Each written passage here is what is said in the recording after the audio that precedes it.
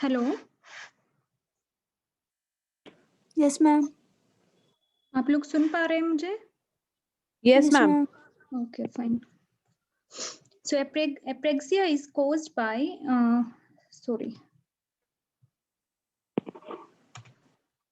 apraxia is neurological condition characterized by loss of the ability to perform activities that a person is physically able and willing to do. तो apraxia जो है वो एक ऐसी neurological condition है जिसमें कोई भी व्यक्ति है वो इस तरह की फिजिकल एक्टिविटीज नहीं कर पाता है जो वो करना चाहता है और जो वो करने के लायक होता है। मीन्स उसमें एज सच कोई भी फिजिकल डिसेबिलिटी नहीं होती है पर्सन में, वो एकदम ठीक होता है फिजिकली, बट उसके बावजूद भी वो करना चाहता है उस फिजिकल एक्टिविटी को, लेकिन उसके बाद भी वो कर नहीं पाता है उस काम को या उस फिजिकल एक्टिविटी को। तो ये जो न्यूरोलॉजिकल कंडीशन होती है इसको एप्रेक्सिया कहा जाता है। It is a neurological disorder characterised by the inability to perform learned or familiar movement on command, even though the command is understood and there is a willingness to perform the movement. तो apraxia जो है वो एक ऐसा neurological disorder है जिसमें कोई भी व्यक्ति अपनी सीखी हुई मूवमेंट को या जो उसकी फेमिलियर मूवमेंट है यानी जिनको वो पहले से करता रहा है, कोई भी इस तरह की मूवमेंट को कमांड देने पर, इट मीन्स जब भी उसको करने के लिए कहा जाता है उस मूवमेंट को, वो मूवमेंट करने के लिए कोई दूसरा पर्सन उसको कहता है और वो करना चाहता भी है उसको, इसके बावजूद उसको समझ सब कुछ आ रहा है कि किस तरह की कमांड के लिए मुझे बोला जा रहा है या किस तरह की मूवमेंट के लिए मुझे कहा जा रहा है, लेकिन विलिंगनेस के बावजूद वो उस मूवमेंट को कर नहीं पाता है, चाहकर भी नहीं कर पाता है। तो इस न्यूरोलॉजिकल डिसऑर्डर को एप्रेक्सिया कहा जाता है। इट मीन्स पर्सन को पता भी है कि किस तरीके से उस मूवमेंट को करना है, पर्सन को समझ भी आ रहा है कि किस तरीके से उस मूवमेंट को करना है, लेकिन उसकी जो बॉडी पार्ट्स हैं वो कहीं ना कहीं एबल नहीं होते हैं उस मूवमेंट को करने के, यानी कि ब्रेन और बॉडी पार्ट्स में कहीं ना कहीं जो कोऑर्डिनेशन है उसमें कमी आ जाती है, जिसकी वजह से जो पर्सन है वो उन पर्टिकुलर मूवमेंट को नहीं कर पाता है या फिजिकल एक्टिविटीज को नहीं कर पाता है।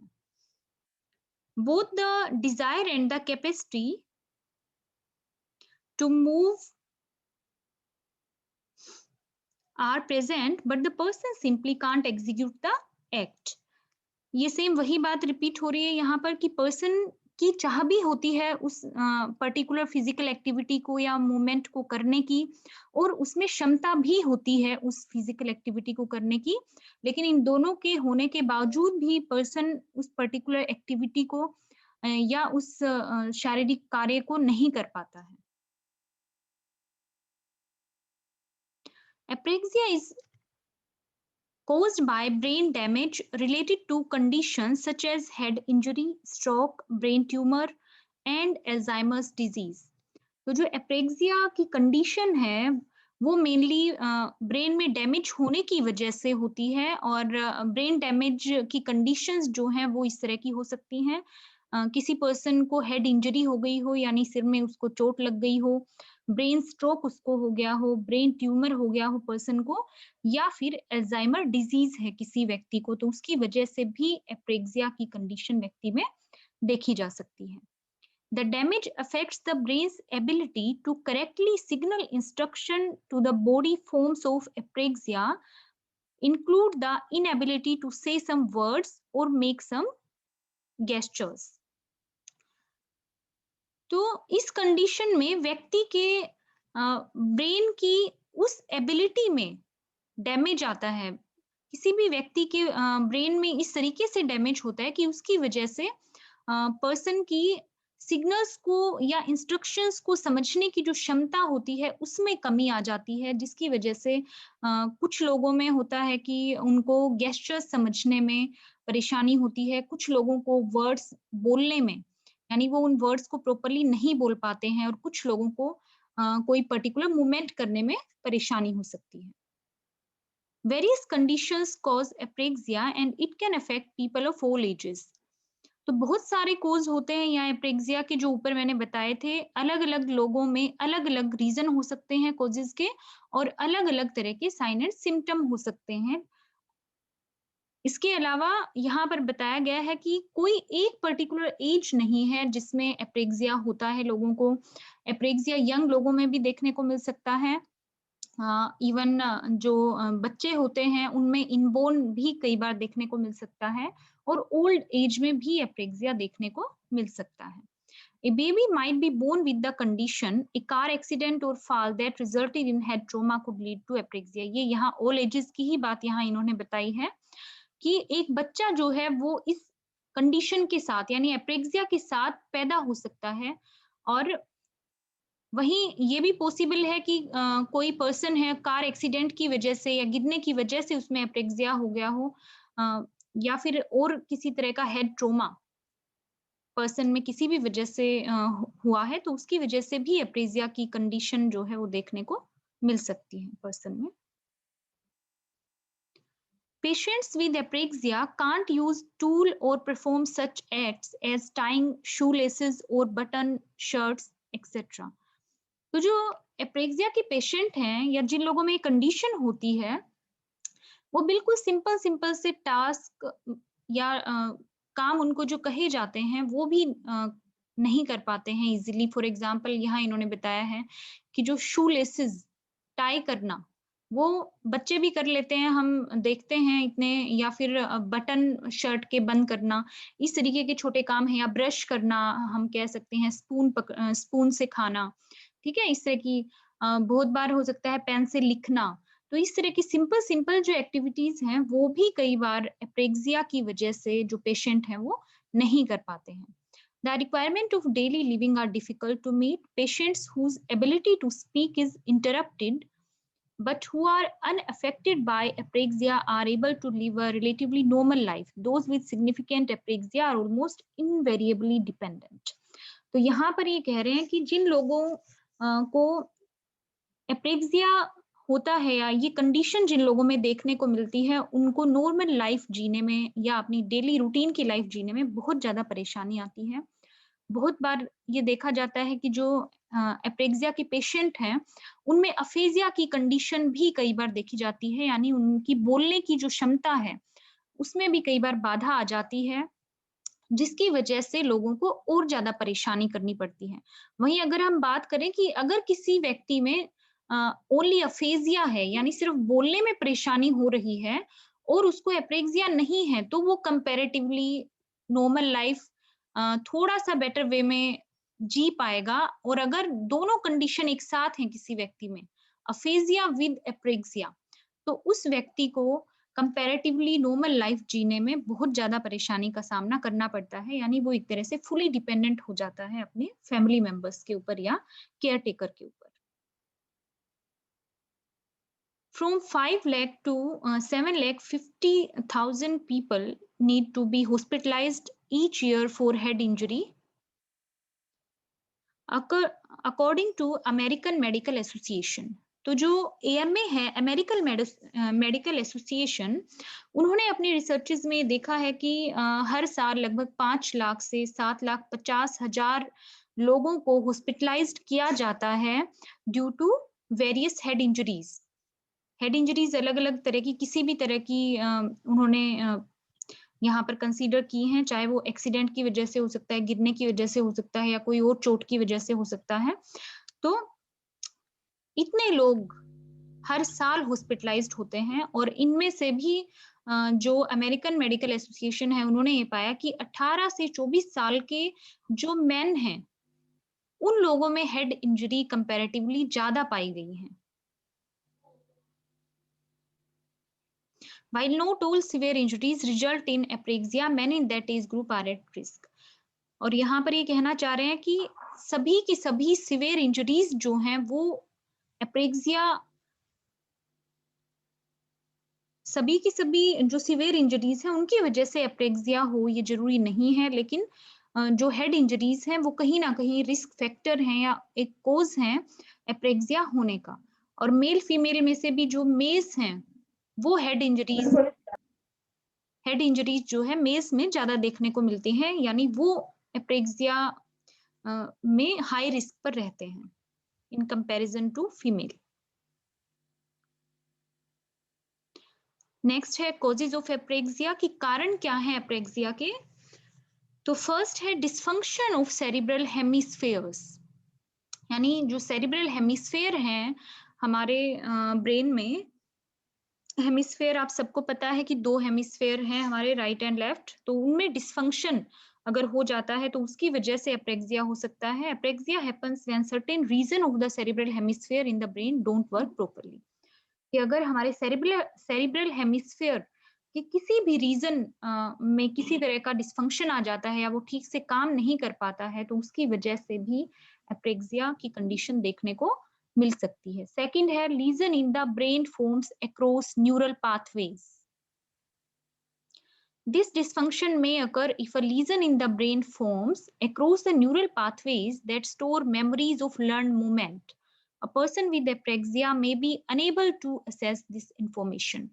तो यहाँ इनका कहना है कि हमारे ब्रेन के कुछ एरियाज जो कि न्यूरल पाथवेज बनाते हैं, अगर उन न्यूरल पाथवेज में घाव हो जाता है या लीजन हो जाता है किसी भी वजह से, तो उस वजह से भी एप्रेक्सिया की कंडीशन देखने को मिलती है। उसका रीजन ये है कि जो न्यूरल पाथवेज हैं वो हमारे जो सीखे गए मूवमेंट होते हैं या जो सीखी गई एक्टिविटीज होती हैं उनकी मेमोरी को स्टोर करके रखते हैं न्यूरल पाथवेज।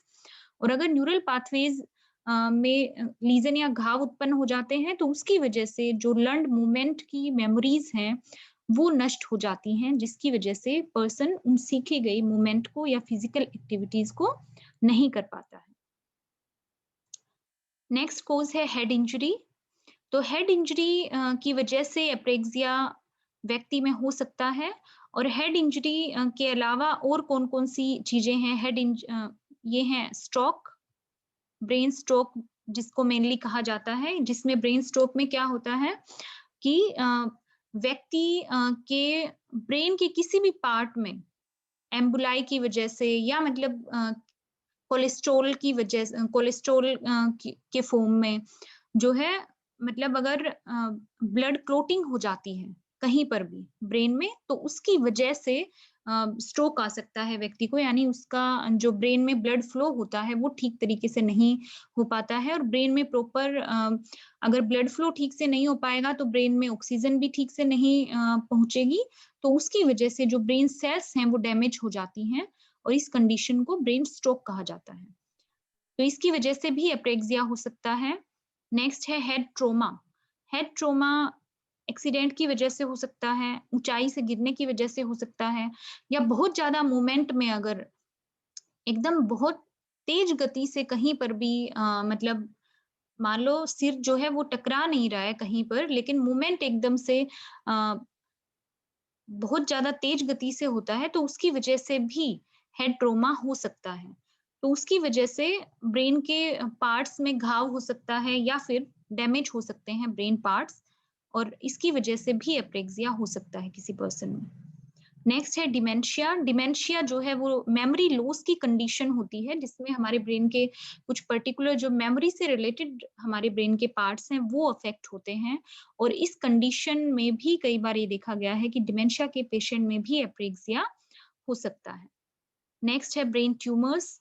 तो ब्रेन ट्यूमर अगर किसी पर्सन को है तो वो भी एक कॉज बनता है एप्रेक्सिया का।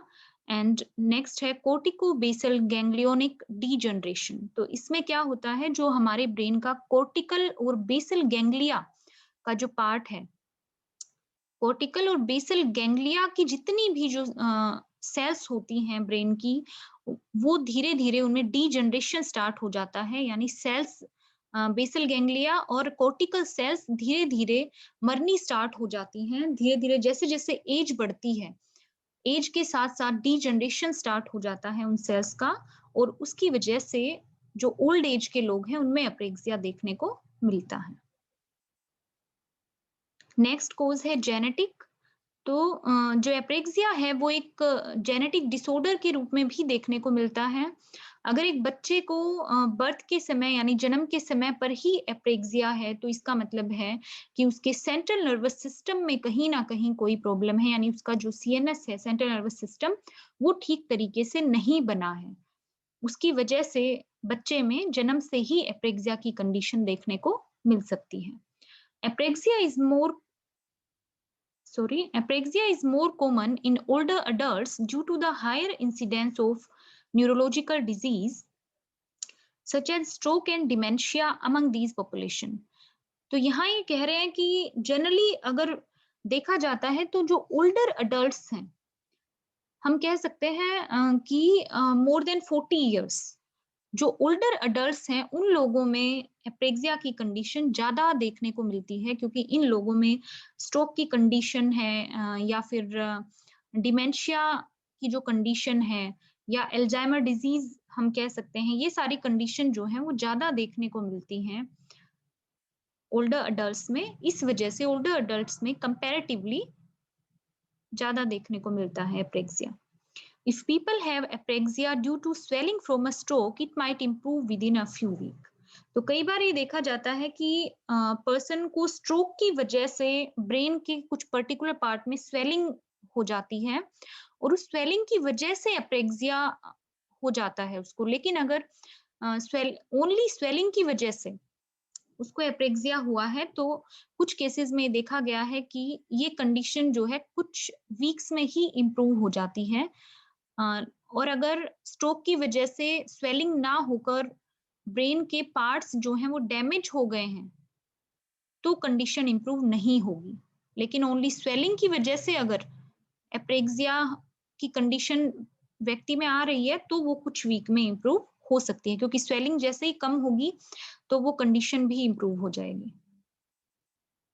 नेक्स्ट है साइन एंड सिम्टम्स, कि किस तरीके के साइन और सिम्टम देखने को मिलते हैं इस कंडीशन में। The major symptom of apraxia is a person's inability to perform movement in the absence of any physical paralysis. तो सबसे मेन सिम्टम जो है वो यही है कि व्यक्ति में कोई भी शारीरिक पैरालिसिस नहीं होता है, पैरालाइज नहीं होता है व्यक्ति, लेकिन उसके बावजूद व्यक्ति मूवमेंट करने में मूवमेंट नहीं कर पाता है, मूवमेंट करने में परेशानी होती है व्यक्ति को। ये सबसे मेजर सिम्टम है। Commands to move are understood but can't be executed. व्यक्ति जो भी उसको कमांड दी जाती है कोई फिजिकल एक्टिविटी करने की, उसको समझता अच्छे से है, लेकिन उसको एग्जीक्यूट नहीं कर पाता है, यानी कर नहीं पाता है उस क्रिया को। When movement is initiated, it is usually very clumsy, uncontrolled and inappropriate. और अगर कमांड देने पर वो व्यक्ति मूवमेंट को करना चाहता है, करने की कोशिश करता है, तो वो मूवमेंट जनरली जो है बहुत ही अजीब या बेढंगा, अनकंट्रोल्ड और इनएप्रोप्रिएट दिखेगा, यानी वो एप्रोप्रिएटली उस मूवमेंट को नहीं कर पाएगा। इन सम केसेस मूवमेंट में अकर अनइंटेंशनली, और कई बार ये देखा जाता है कि अनइंटेंशनली कई तरह के मूवमेंट व्यक्ति करता हुआ पाया जाता है, यानी वो चाह नहीं रहा है, उसके बावजूद उसकी बॉडी में कुछ ना कुछ मूवमेंट दिखाई देने लग जाते हैं। Apraxia is sometimes accompanied by a person's loss of ability to comprehend or use word. तो ये हमने पीछे भी बात की थी कि कई बार ये देखा जाता है कि एप्रेक्सिया की कंडीशन के साथ साथ व्यक्ति में अफेजिया की कंडीशन भी देखी जाती है, यानी वर्ड्स को वो ठीक तरीके से बोल नहीं पाता है। Specific types of apraxia are characterized by an inability to perform particular movement on command. तो जो एप्रेक्सिया है वो अलग-अलग टाइप के हो सकते हैं, और अलग-अलग टाइप के एप्रेक्सिया में व्यक्ति को अलग-अलग तरह की इनएबिलिटी, व्यक्ति में अलग-अलग तरह की इनएबिलिटी देखने को मिलती है मूवमेंट से related. For example, in buccofacial apraxia, an affected individual is unable to cough, whistle, lick one's lips and wink when asked. तो यहाँ पर ये एग्जाम्पल दे रहे हैं कि जैसे बकोफेशियल एप्रेक्सिया है, तो इसमें व्यक्ति जो है वो अपने फेस से रिलेटेड जितने भी मूवमेंट हैं, फॉर एग्जाम्पल कफ है, विसल करना है, या फिर लिक वंस लिप्स है, या विंक करने के लिए अगर उसको कहा जाएगा, फेस से रिलेटेड जितने भी मूवमेंट हैं वो करने में व्यक्ति को परेशानी होती है। In constructional apraxia, an individual is unable to reproduce simple pattern or copy simple drawing. तो जो कंस्ट्रक्शनल एप्रेक्सिया है, कंस्ट्रक्शन से बना है ये वर्ड कंस्ट्रक्शनल। कंस्ट्रक्शन का मतलब क्या होता है? बनाना कुछ भी, ठीक है। तो जो कंस्ट्रक्शनल एप्रेक्सिया है, इसमें व्यक्ति को अगर उसको कोई सिंपल सा डिजाइन या पैटर्न बनाकर दिया जाए और उसको बोला जाए कि इसको कॉपी करो, आप बनाकर दिखाओ इस डिजाइन को, तो व्यक्ति उस डिजाइन को या पैटर्न को नहीं बना पाता है। अब यहाँ नेक्स्ट है टाइप्स ऑफ एप्रेक्सिया। कुछ डिफरेंट टाइप्स दिए हुए हैं। तो फर्स्ट टाइप है limb kinetic apraxia. People with limb kinetic apraxia are unable to use a finger, arm, or leg to make precise and coordinated movement. Although people with limb kinetic apraxia may understand how to use a tool such as a screwdriver and may have used it in the past, they are now unable to carry out the same movement. तो जो limb kinetic apraxia है, ये mainly हमारी body की जितनी भी limbs से जुड़ा हुआ है और मोशन से जुड़ा हुआ है। तो जितने भी हमारी बॉडी के लिम्स के मूवमेंट हैं, वो करने में परेशानी आती है व्यक्ति को, यानी कि पर्सन को अपनी उंगली, हाथ या पैरों की मूवमेंट करने में परेशानी आती है। उसको पता है कि किस तरीके से मुझे अपने इन बॉडी पार्ट्स का यूज करके कैसे मुझे काम करना है। फॉर एग्जाम्पल, इन्होंने कहा है उसे पता है कि कैसे स्क्रू ड्राइवर का यूज करना है, लेकिन वो कोशिश करके भी उसको कर नहीं पाता है, यानी वो उसको पकड़ नहीं पाएगा हाथ से। अगर उसको स्क्रू ड्राइवर यूज करना है, वो उसको पकड़ने की कोशिश करेगा तो उसको पकड़ नहीं पाएगा। तो इस तरह की परेशानी लिम्ब काइनेटिक एप्रेक्सिया में देखने को मिलती है। नेक्स्ट है आइडियोमोटर एप्रेक्सिया। इसमें unable to follow a verbal command to copy the movement of others or follow suggestion for movements. Ideomotor apraxia में व्यक्ति किसी भी वर्बल कमांड को फॉलो नहीं कर पाता है। अगर उसको वर्बली कमांड दी जाएगी, कोई भी उसको बोलकर कुछ करने को कहा जाएगा, तो वो उसको फॉलो नहीं कर पाता है। और बोल के अगर आप कोई मूवमेंट उसको करके दिखाओगे, आप अपने हाथ से कोई भी अपना हाथ उठा के एक पर्टिकुलर वे में आप हिलाएंगे या कुछ भी मूवमेंट करेंगे हाथ या पैर से, तो उसको वो व्यक्ति नहीं कर पाएगा वर्बली कमांड देने पर। नेक्स्ट है कंसेप्चुअल एप्रेक्सिया।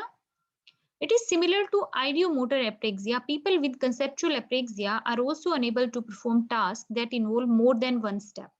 तो कंसेप्चुअल में क्या होता है? कंसेप्चुअल सेम वैसा आइडियोमोटर के जैसा ही है कि वर्बली कमांड देने पर वो पर्टिकुलर मोमेंट को, जो उसको दिखाए जा रहे हैं उन मोमेंट को नहीं कर पाएगा। अगर सिर्फ बोलकर आप बताओगे, लेकिन इसमें डिफरेंस क्या है कि एक स्टेप तो कर लेगा, कंसेप्चुअल में एक स्टेप तो व्यक्ति कर लेगा, लेकिन अगर more than one step movement है तो उनको नहीं कर पाएगा, यानी कंसेप्ट को समझ नहीं पाता है व्यक्ति। नेक्स्ट है आइडिएशनल एप्रेक्सिया। तो आइडिएशनल एप्रेक्सिया में जो व्यक्ति है वो unable to plan a particular movement, they may find it hard to follow a sequence of movement such as getting dressed and bathing. तो इसमें पर्सन को कोई भी एक पर्टिकुलर मूवमेंट को प्लान करने में परेशानी होती है, यानी आइडियाज जो एक हम नॉर्मल लाइफ में हमारे अंदर एक आइडियाज आते हैं नए नए, हम प्लान बनाते हैं कि किस तरीके से मुझे ड्रेसअप होना है, किस तरीके से मुझे कोई भी काम करना है, कैसे मान लो आपको जो है कुछ कलर कॉम्बिनेशन करने को दे दिया जाए कि आप बताओ इसमें कौन से कलर अच्छे लगेंगे। तो इस तरह की नॉर्मल सी जो चीजें हैं जहां आइडियाज की जरूरत पड़ती है और सीक्वेंस की जरूरत पड़ती है, उनको व्यक्ति नहीं कर पाता है। एग्जाम्पल यहाँ दिया हुआ है बाथिंग और गेटिंग ड्रेस्ड, ठीक है। नेक्स्ट है बकोफेशियल एप्रेक्सिया। इसको फेशियल ओरल एप्रेक्सिया के नाम से भी जाना जाता है। इसमें अभी आपको बताया था कि व्यक्ति जो है वो अपने फेस और लिप्स से रिलेटेड मूवमेंट को नहीं कर पाता है। नेक्स्ट है कंस्ट्रक्शनल। ये भी बताया था आपको कि व्यक्ति को अगर कोई भी पैटर्न या फिर डायग्राम बनाकर दिया जाए या फिगर बना के दिया जाए और उसको कॉपी करने को कहा जाए, तो व्यक्ति उस डायग्राम, पैटर्न या फिगर को देखकर नहीं बना पाता है। नेक्स्ट है ओक्यूलोमोटर एप्रेक्सिया। ओक्यूलोमोटर जो है आईज से रिलेटेड है। तो ओक्यूलोमोटर एप्रेक्सिया में व्यक्ति आईज से रिलेटेड मूवमेंट नहीं कर पाता है। उसको अगर बोला जाएगा एक पर्टिकुलर डायरेक्शन में देखने के लिए, तो वो नहीं देख पाएगा। नेक्स्ट है वर्बल एप्रेक्सिया। वर्बल एप्रेक्सिया को ओरल एप्रेक्सिया भी बोला जाता है और इसमें पर्सन को बोलने में परेशानी होती है, यानी जो पर्सन है उसको साउंड निकालने में ही परेशानी होगी। उसको अपनी टंग को मूव करने में, अपनी टंग को ही वो इज़िली मूव नहीं कर पाएगा, जिसकी वजह से क्या होगा, क्योंकि जब भी हम बोलते हैं वर्ड्स, जब हम बोलते हैं तो उसमें हमें हमारे अ, टंग की और टीथ और मतलब बहुत सारी चीज़ों की ज़रूरत हमें पड़ती है। हमारी टंग मूव नहीं करेगी तो हम बोल भी नहीं पाएँगे, वर्ड्स या साउंड्स हमारे मुँह से नहीं निकलेंगे। तो वही प्रॉब्लम आती है वर्बल एप्रेक्सिया में कि टंग मूवमेंट नहीं होता है, जिसकी वजह से साउंड को प्रोड्यूस करने में और पर्टिकुलर स्पीच की रिदम को समझने में भी पर्सन को दिक्कत आती है। तो एप्रेक्सिया इतना ही था बच्चों आपका। थैंक्स।